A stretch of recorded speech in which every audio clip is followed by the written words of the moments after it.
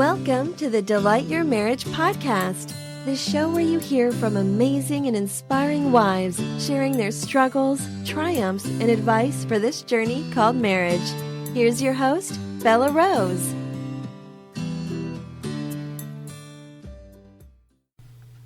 Alrighty, welcome. This is Bella Rose. Have you listened to part 1 of Marie's interview? If you haven't, it's phenomenal, so you won't want to miss that. But today, oh my gosh, her husband's actually a sociopath. Not a joke. You need to hear this story. It is insane. So definitely stay tuned. Before we dive into all the amazing insights that Marie shares and what their life looks like, and it's just incredible, their story. I want to invite you to speak with me one-on-one. Really exciting. By God's grace, this is the 19th of the top 30 relationship podcasts. And I work with therapists who also work with marriages. And I have coached with leaders in the marriage field and all these kinds of things, by God's grace, been able to transform their marriages. And I don't want you to suffer anymore. And maybe this is your opportunity to get help and things transformed. Whether or not I think that I can help you, I'll let you know. And if so, that's the catch, is that I'm going to let you know what possibility I might have to be able to help you. But if not, it's still a free 40-minute call with me where you're going to get a ton of clarity and value. So if that's you and you feel like, yeah, I want to figure out what's blocking me from moving forward in my marriage and intimacy and playfulness and fierceness in sex and freedom in sex, I want to talk with you about that. It's www.delightyourmarriage.com/call, C-A-L-L.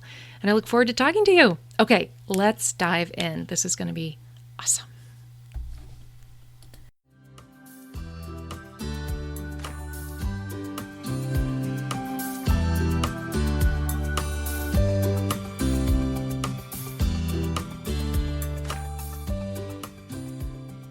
Okay, well, I want to backtrack a little bit because we talked about, I think, huge, amazing, like what your life looks like now. I want to hear a bit more about your marriage, a bit more about David. I've got a lot of questions. So you said, okay, so this is, you mentioned that you guys have been married 17 years. Is that what you said? Yeah, we're coming up on our 17th anniversary. Mm-hmm. Congratulations. That's so exciting. Yeah. Can you tell me what's unique about your relationship? What's unique? Oh, gosh, probably. Well, I guess I'd just start off with that he's a sociopath, so he doesn't form emotional attachments the way that other people do. Wow. And he isn't able to empathize the way that the rest of us can, or he can't empathize based on experience. He could try to empathize based on his observations of what is a normal reaction in certain situations and how to kind of respond in that, but he can't emotionally empathize. So I think that creates sort of an interesting puzzle and challenge and dynamic in our relationship. And I always tell people I don't recommend don't go out and find and things, but yeah. So on your dating profile. Yeah. So, but again, it was just, it wasn't like I sought this out, but it was just how it happened and who God brought me to and how we fell in love. It was just how it happened. I mean, we did meet in college on the speech and debate team, and we just enjoyed arguing so much we decided to get as you should. Yeah. Well, I was actually I was sort of a lapsed Catholic at the time. I had grown up very devout, and I lost my faith in college to a degree. I mean, I still would probably call myself a Christian, but maybe kind of believe something like, there's a God in the sense that somebody created this and started it all. And, maybe God is like the creative force in the universe, kind of something sort of like a new age perspective. When I joined the debate team, he was actually in a conversation with a Muslim at the time who later became a really prominent Christian apologist, Nabil Qureshi. But he was a Muslim, and we all met on the debate team. So you've got me, an agnostic, basically, David, a former atheist, Nabil is a Muslim. And then we all get into this conversation about the resurrection of Jesus Christ. And, so Nabil was saying, no, he didn't rise. David was saying, yes, he did. And I was saying, well, everybody can be right because, what's important is that, whatever you believe, that leads you into being a good person. And, the details don't really matter. And Right. David, he just focused on that, and we just started debating. And he was sharing apologetics books with me, and I was just fascinated because I had never really been exposed to that. And I had actually been taught that, like, you're not supposed to use your intellect because that's the opposite of faith. And that was probably something that led me away from Christ, because I was sort of, an intellectual type. And so telling me that that's not a part of Christianity, then that's a turnoff. Sure. So David was kind of breaking that stereotype for me, because he's really brilliant. And so after a couple weeks of this, I went to church with him and made a profession of faith. And Wow. Actually what happened was it was right before final exams in the fall semester. And we were at his house, he was studying, and I was reading an apologetics book. And all of a sudden I start crying, and he says, "What's wrong?" And I look at him and I say, "I'm wrong. I am wrong." And what had happened was I just had this conviction of sin. And it was as if I was looking at a mirror. And in my bedroom when I was growing up, I had this mirror, and I used to hang stuff on it and like put little stickers on it and little pictures and sashes and lays and whatever, Mardi Gras beads, and to the point where like I could almost not even see myself when I looked in this mirror. And what had happened was I was sitting on this couch and I'm reading this book and just realizing that all of these assumptions I had made were wrong, and that me just being so conceited about, oh, I'm so smart, I know better than these Christians, and then finding out that I'm really wrong. And it was as if that mirror was in front of me again, and all those pieces were gone, and it was clear, and I was looking at myself, and I was wrong. There's something wrong with me. And that was what made me cry. And so again, he didn't really respond to that except to just hug me. He was just holding me while I was crying. And it was when we went to church the next day that I made the profession of faith. And yeah. I'm sure. Okay, so it's incredible. Do you remember what the book was? Do you remember by chance? I was reading. It was a couple different books that I was reading at that time. I was reading Case for Faith by Lee Strobel, and I was reading.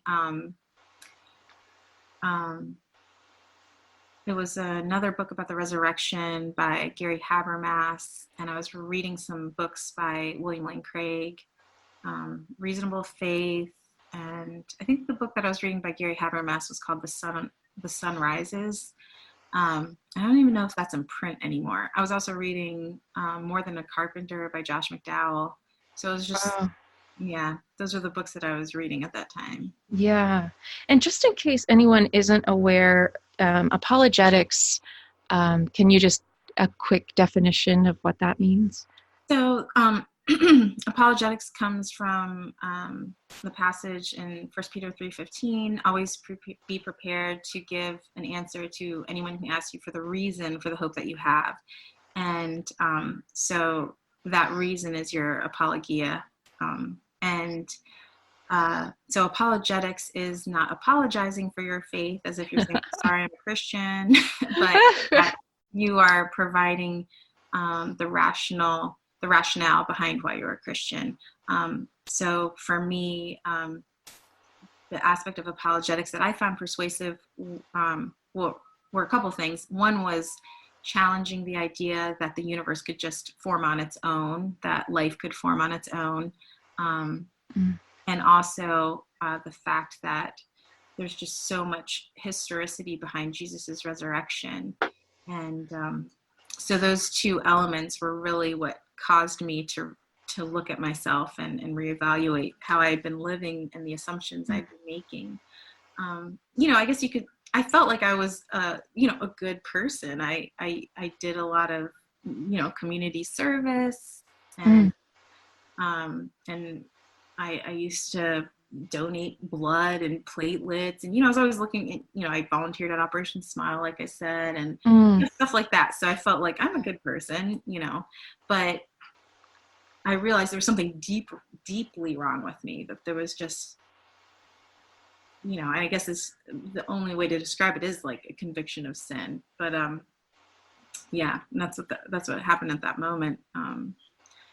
So that's incredible. Oh, that's just incredible. Well, it's funny because sometimes people say, that apologetics can't really be used to save people. And I said, well, I mean, for me, it really was a huge part of it. I mean, that's how it kind of took away the excuses I had. It took away, it humbled me, I guess you could say. Yeah, absolutely. Exposing, my own inconsistencies and flaws. So.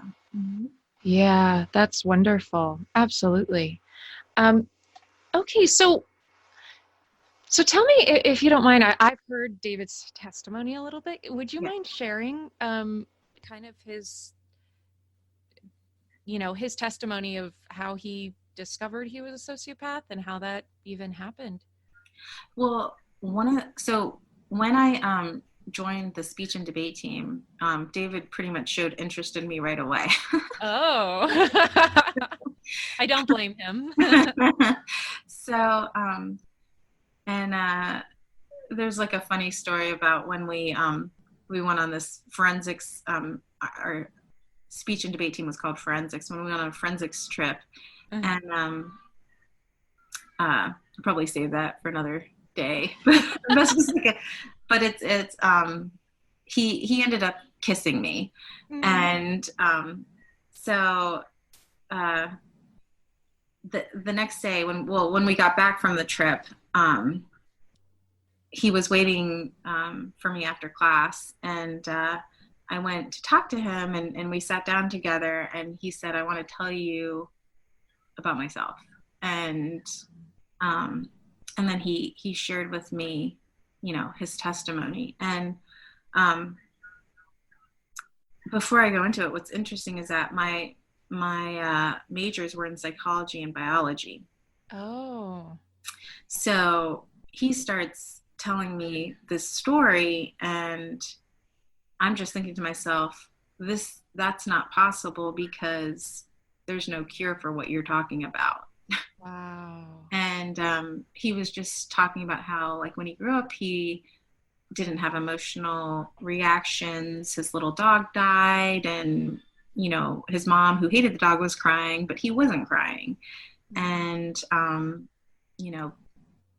people would die and he wouldn't feel that affected. And then it was his best friend who died in like a hang gliding accident, and he still didn't cry. So then he started realizing, okay, maybe I didn't cry about those other people because I wasn't close to them, but this was my best friend who lived across the street. And then he started to realize that he was different. And he came to the conclusion that he was better. So that he evolved past emotions, and that he was more evolved than everybody else. So, yeah. And unfortunately, that led him to, he had read Crime and Punishment by Dostoevsky, and he associated with Raskolnikov, who the character who kind of felt that he was the Superman or the Übermensch, and he had evolved past the regular morals of these average people. And so David decided he was going to transgress like a fundamental moral value, and that was to try to kill his own dad. Gosh. And thankfully, miraculously, his dad survived this because David attacked him with a hammer. Wow. And hit him in the head, and thought that he was dead, but his father was found and taken right away to the hospital and saved. And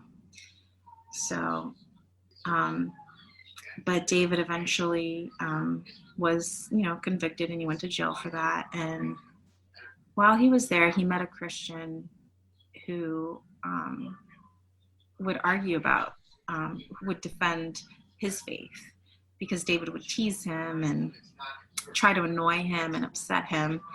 And Randy was his name. And even though he wasn't, super intelligent or educated or anything like that, I mean, he was a smart guy, but like, he was able to hold his own, and that annoyed David. I have to beat this guy somehow. And how old was David at this time? 18. 18. Yeah. Gosh, so this is when this happened with his father. He was 18, 19. Yeah, right around then. So eventually he decided he was going to outfast Randy, because he noticed that Randy would fast. He was like, "Why are you fasting?" And Randy would say, "Well, I'm, Jesus fasted, and I'm doing it because I want to be closer to him. I'm hoping that I can discipline myself, so when I get out eventually that, I can,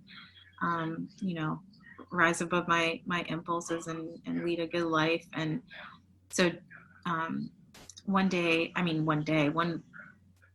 at one time, Randy fasted for 40 days. Wow. And David knows that he fasted because he was giving David all his trays, and David was eating the extra food. He knew that he really was fasting. And I think towards the end, he started drinking juice. So I think for the first part of it, he was just water alone, and then eventually started drinking juice again. And so David asked him why he did it. And he said, well, because Jesus fasted for 40 days. And so then David came up with this plan. He was going to beat Randy and Jesus, and he was going to fast for 42 days. So about like a week in, he got put on suicide watch because they thought he was trying to starve himself. Oh. Yeah. And so while he's in the cell, he had all these books that he was reading at the time, because all he could think about was, killing, blowing up churches. I mean, he was just totally crazy, insane, violent. That's all he could think about. He said that somebody had shown him the ink blots. They tried to do the ink blot test on him, and he had said something like, "Oh, I see bunny rabbits," and this and that. But he said he was saying that to trick them, because he said what he really saw were brains and blood and guts. Wow. And that's all he saw. And wow.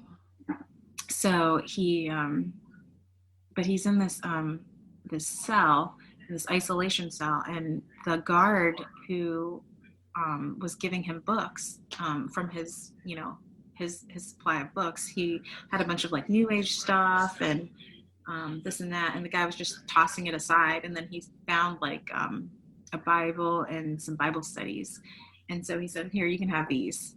So that's all David had. What am I going to do in this room? He goes, "I know. I'm going to study the Bible and find all the flaws in it. And then when I get out, then I'm really going to beat Randy this time." And so he opens up and he begins with the Gospel of John. Wow.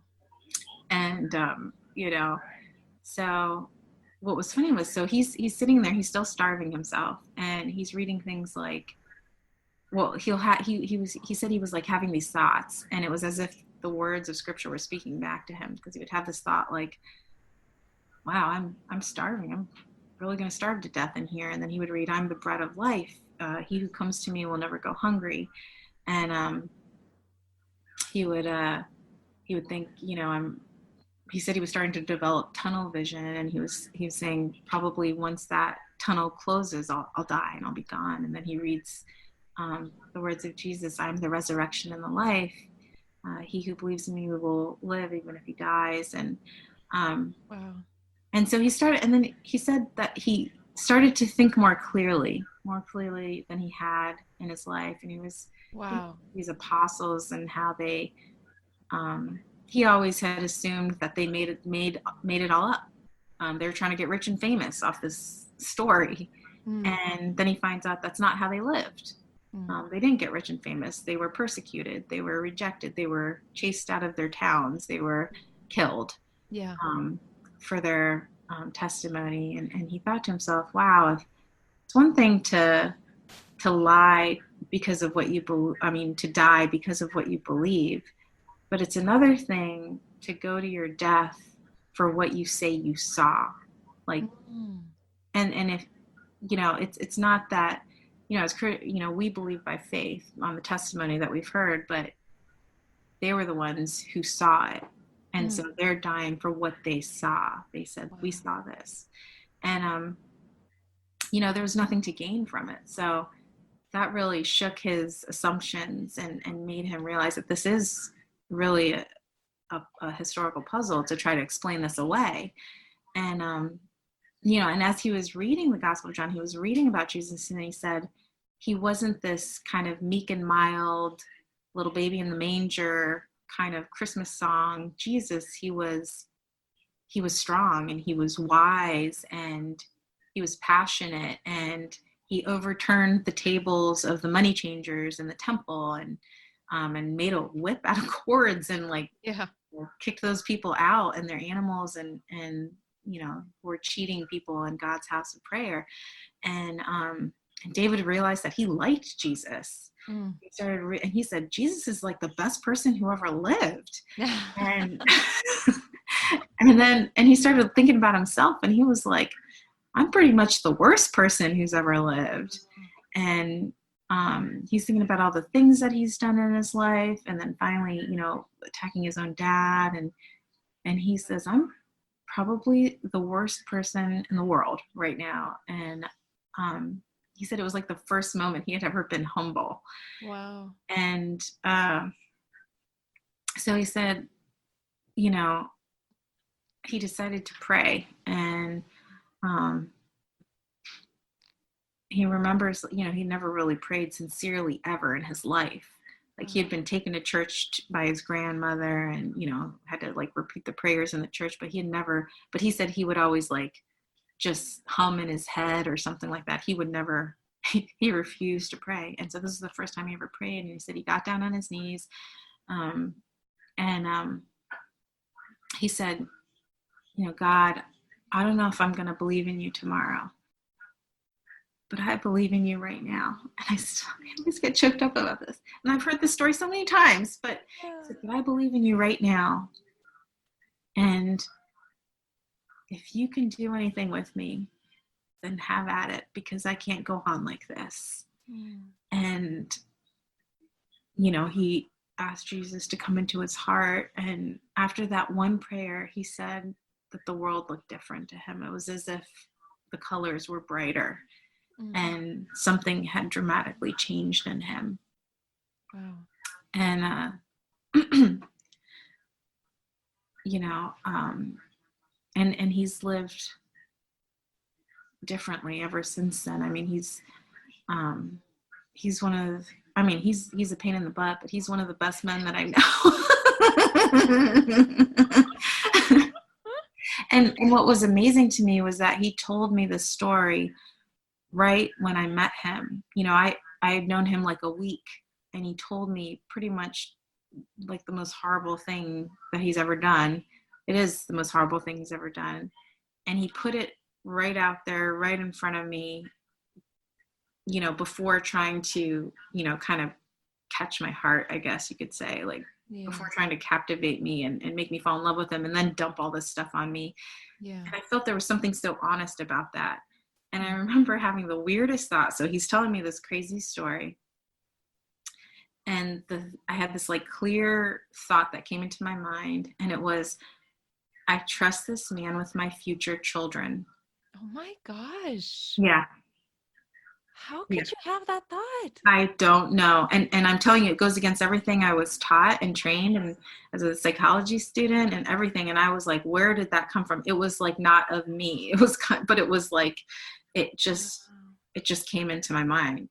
And part of it, I think, has to do with the fact that he was so honest. And I always say that I grew up kind of aware of the wickedness of respectable people, and just seeing people who are respected and yet knowing that they have this dark side. And so David was like the opposite of that to me. He was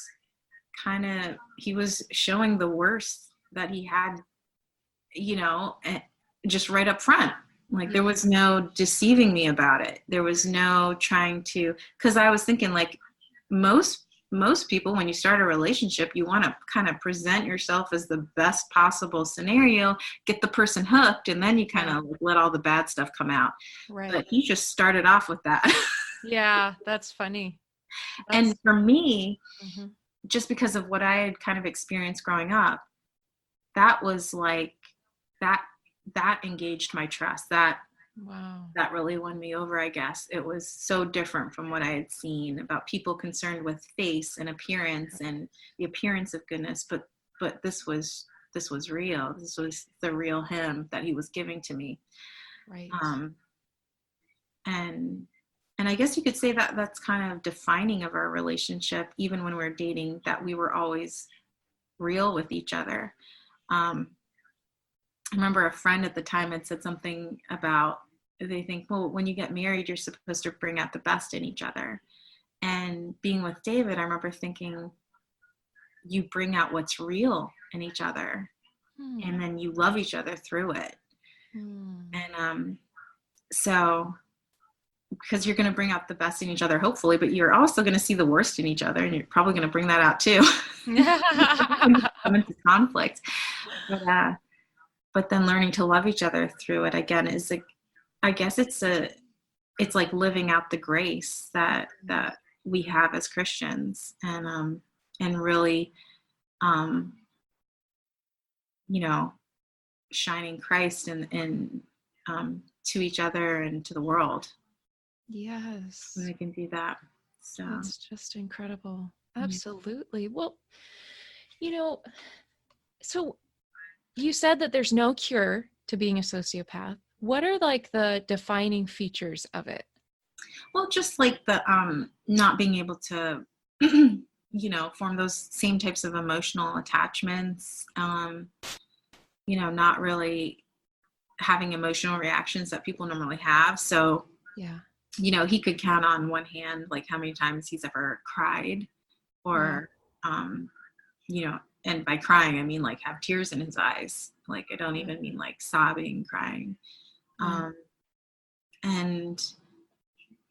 So like kind of an aversion to people in a way, but, So he's been diagnosed with this officially? Yeah, so he was in a couple of mental hospitals, I guess, after what happened. And they were even saying he was slightly schizophrenic. Yeah, I didn't share some of that, but he did have like signs of paranoia, and where he thought like people are reading his mind, and cats are ruling the world secretly, that type of crazy stuff. It wasn't as pervasive as the most severe cases, but where he would kind of have these suspicions and this paranoia, and and then there's really no treatment for any of that. I mean, you can kind of suppress a little bit of it with meds, but so when he told me that story, I said, if this is true, I said, this is a psychological miracle. Wow. So we were talking about, people coming back from the dead, but this was a psychological miracle, because he wasn't given medication. He wasn't given any, not that there even is something to fix this, but like, to just be that transformed. Wow. And, so that was powerful for me. Yeah. So I remember when he said, because I'm so glad you went so deep into his story, because I think I didn't even get that depth. But I remember one thing he said was, when he's out of the Word of God, he starts to get these violent thoughts again. Right. So I think, so initially he thought that he was just completely healed. Yeah. But as time went on, he realized that if he drifts away from, I guess his spiritual life and praying and being close to God, that he starts to be more paranoid and he starts to be more angry and he's never become violent, but where he becomes angry and Wow. just negative and depressed. Wow. And yeah, so he what he realized was that it's not so much that God just kind of fixed him, but rather that God's presence has really come into him and is sustaining him in a special way. And so he needs to be connected to God, and he can't separate. He can't, I remember there was a time where I would realize I could almost tell instantly, like if he hadn't been reading the Bible, because I would just see the difference in his personality. And it's just more testimony to the power of God and his word and prayer. Wow. That David was that sensitive that it would change him that much. But Yeah. And so now his actual work is apologetics. So he's He's an academic, and he goes around and teaches this. Yeah. That's phenomenal. Internationally. Wow. Yeah. And going back to our friend who was a Muslim in college, Nabil, he also became an international speaker, worked with Ravi Zacharias International Ministries for years. Sadly, he passed away to stage 4 stomach cancer in 2017. But he wrote several books.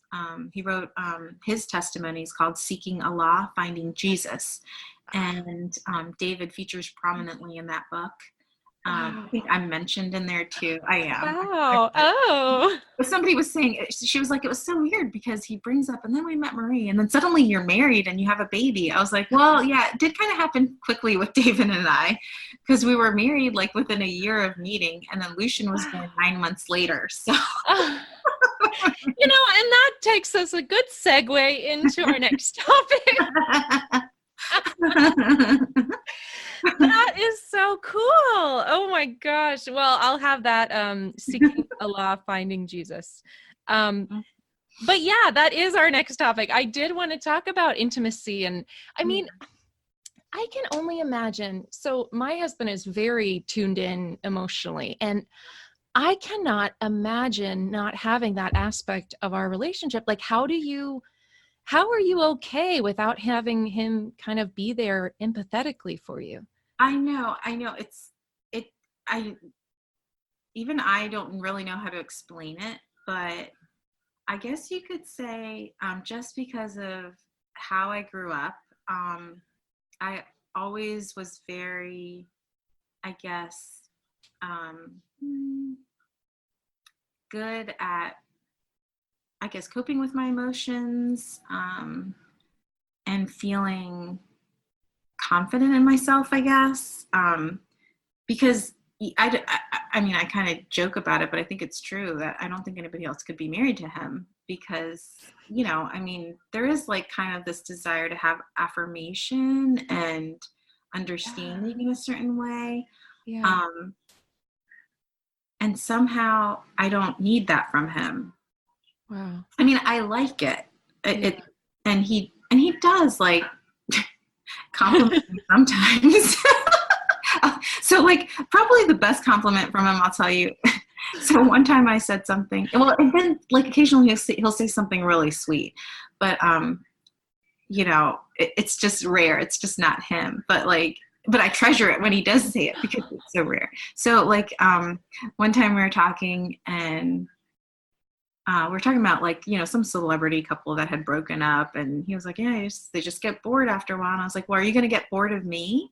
And he goes, no, you're too weird to get boring. I was like, oh, well, I'm so happy to hear that. So I was like, I'm so glad to know that I'm so weird that you're just never going to get bored of me. So, yeah. That's a really good best compliment of your marriage. And then, 17 but years. he will say something that is probably where I really don't need a lot of like affirmation and encouragement from other people, but like when he does say it, it's perfect. And like I remember like, after having the kids and then just feeling, oh, I'm not as pretty now, and I'm out of shape, and this and that about my body. And I said something to him. I was like, oh, now you're not, and now you don't think I'm pretty anymore. And he goes, oh, you gain another 40 pounds and you'd still be the prettiest girl, and something like that. It's just really sweet. And and then another time he was talking about how some famous person had really gone downhill, and she used to be so hot, and now look at her. And I'm like, well, are you going to think that about me when I'm old and I have wrinkles and stuff like that? And he goes, no, because you're a warrior, and you're going to earn yours. They're going to come from being a good mom and taking care of your kids, and not from partying and being some wild and so I was like, oh, okay, so he's gonna cherish me when I'm old, because those are gonna be the wrinkles I got like looking after our children. And so so he's sweet like that, but that's like not the common, that's just not normally how he is. And I realized that that's a huge part of relationships, and really that's probably one of the reasons why people who have sociopathy don't have successful relationships, and they don't have, even friendships, let alone marriages. And we're pretty happily married. And again, I think that's like another instance of a psychological miracle, like a secondary psychological miracle to him just even functioning normally, and then for us to be really happy and in love. That's incredible. For all these years. And wow. Well, yeah, I know we were talking a little bit about before you shared that pretty funny story about the do you mind sharing that again? Okay. So we were David was speaking at NYU to the Campus Crusade chapter. I think they go by Crew now, and they like to invite atheists to the club. And one of the atheists in the crowd was saying, I just don't understand why God doesn't want us to have fun. And David was like, what are you talking about? And he goes, well, how come God doesn't want us to have sex? And David was like, I don't know what you're talking about, but I'm having more sex than all of the atheists in this room put together. And like, everyone's like, what? And he goes, with my wife. And I just happened to be sitting in the front row, and I just turned like beet red. And I was like, I can't believe you said that. And he's like grinning at me, and I'm like, why are you doing this? Oh, that's awesome. Yeah. Do you feel like that's been an important part of your marriage? Absolutely. I think for him, that's like, that's the primary way that he feels loved. Yeah. Through that, physical intimacy and just, that's how he really feels loved. And, I think that, especially with everything that we go through with the kids, there's so much fatigue and, stress. And I think that sometimes people get it in their heads that, when sad things are happening, or you're tired, that you don't want to be intimate. And I think it's an even better time to be intimate. It's an even better time to affirm your bond with each other in that way. That culture has this idea like sex is just for fun, but as Christians, we believe that it's a part of, strengthening that bond, that there's a spiritual bond that takes place in the physical bond, and that, we're re-emphasizing it through our physicality, and that, our bodies become an expression of our souls. And so I think it's very important.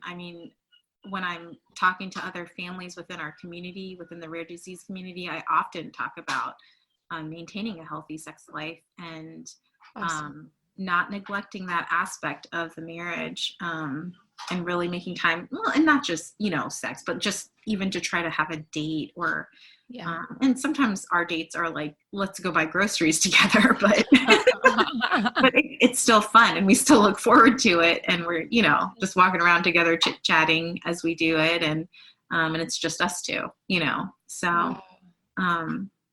but yeah, I think it's so important. And I feel like it's so important in terms of being parents, just giving our kids that security, to see us, that we love each other, that we're, that we're affectionate with each other and in touch and everything. And,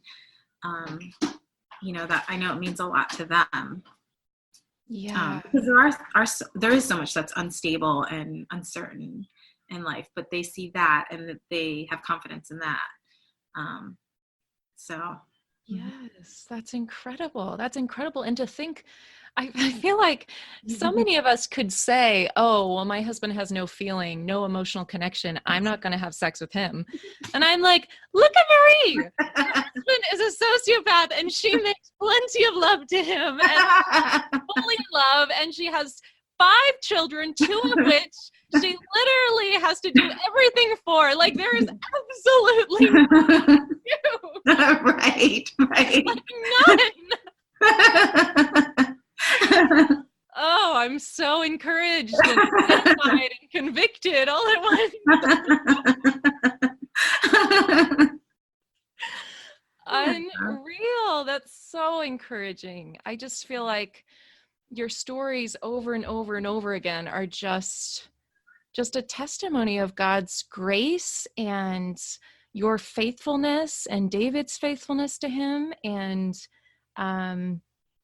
I guess what would be kind of your last encouragement to the audience that you really want them to pull out from all of the many stories that you shared with us? I guess, I think that, wow, I don't know how to say it without sounding, trite, but, It's okay. keep the faith. And there's really just no dark place where the love of God can't find you.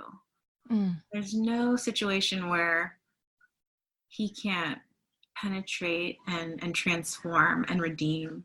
Wow. And whether it's within you and your own sin and struggle, or within your relationship with your significant other. I mean, there have been times where I thought it was, like I said, where we weren't going to make it. And, but just, leaning on the Lord and just finding that, even love can have a resurrection. And just as my son had almost like a resurrection like definitely something amazing, like a revival, but that, was almost impossible. And so with God, all things are possible. And I always like to think of what Paul says in 2 Corinthians 4, and I really, that whole chapter is really kind of like my lifeline in the darkest times. But he says, that God is preparing us for an eternal weight of glory, far beyond all comparison, as we look not at the things which are seen, but at the things which are unseen. Because the things which are seen are temporary, but the things that are unseen are eternal. And it's so grounding, because I tell people, if you take that view from eternity, it transforms everything else. Yep. And just shifting that perspective, and taking that act of faith to really hold on to God, you could do anything. Yeah. That's incredible. Like, you're a walking living testimony of doing anything. That's just incredible. So yeah, where can our audience, either find and connect with you online, or should they really focus on the website that you already gave, or how could it'd probably be hard to connect to me personally on Okay. the website, but I have a Twitter that I don't use that much, but Okay. Well, I'm sure David's ministry, or what would their next step be if they wanted to learn more about you guys? Well, yeah. David has a very successful channel on YouTube that has a lot of great teaching videos. It's, his ministry is called Acts 17 Apologetics. Okay. And so you can look him up on YouTube. His testimony is on there as well. It's a great video. We recorded it in the New York City subway system. Oh, cool. Yeah. Even just telling the story about how we recorded it and timed everything is kind of fun. But yeah, it's really beautiful. So I recommend watching that if you're interested in his story. And he goes into more detail, and awesome. And you can see a lot of his ministry work. What he has debates on there with atheists, Muslims, all kinds of stuff. So yeah, it's really good. Amazing. Yeah. Wonderful. Well, Marie, thank you so much. This has literally been just incredible, so encouraging, and I'm sure everyone listening feels as encouraged as I do. So thank you so much, really. Oh, you're welcome. Yeah, my pleasure. Awesome. All righty.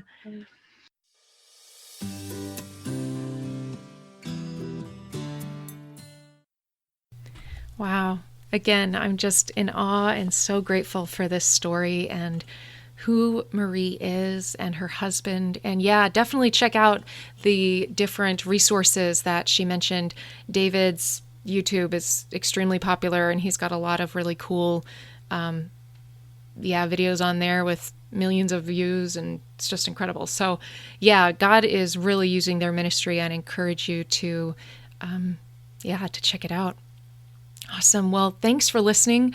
I just want to encourage you and pray that this has been something that you would even look into apologetics more and more, because seriously, guys, Christianity is more than faith. It's faith, but God has given us so much just practical, scientific, logical research, reasoning, history, all these things that back it up. So you don't have to only think that you can't love God with your mind, because that's what God asks, is that we love him with our hearts, our souls, our minds.